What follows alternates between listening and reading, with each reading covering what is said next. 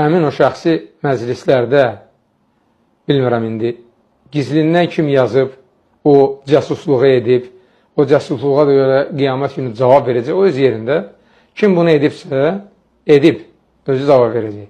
Zahirən gördün ki, adam şirk edir, və salam. Şirkdir. Bilirsiniz qardaşlar, o oynayır o. Yəni ümumiyyətlə, o 12-lər, danışanda ən azı biri 30-40 başlı danışır. Ən azı.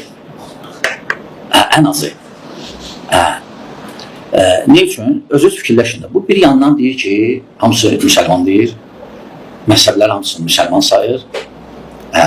Bu tərəfdən də deyir ki, amma şirk edənlərə aid deyil bu. Şirk edənlərə aid deyil. Yaxşı, şimdi götürür bu məhzəbləri. Hansı şirk eləmir? Eləməyəni yoxdur. Eləməyəni yoxdur. O bilirsiniz, o elə kütləyə özünü elə təqdim edir ki, desinlər ki, nə yaxşı oğlandır. Görürsən, çağırır birliyə, vəhdətə. Amma başa düşmürlər ki, bu deyir bunu, bu tərəfdən də təkfirçiləri razı salmaq üçün sabah ona deyəcəklər axı. Deyəcəklər, bu nədir danışırdınız da? Deyəcək, yox, görmürsünüz, mən orada qeyd elədim. Şirk eləndən başa düşmədiniz, mən orada bir dənə belə söhbət elədim, dəhşətli deyir. Yəni, elə fikirləşirlər.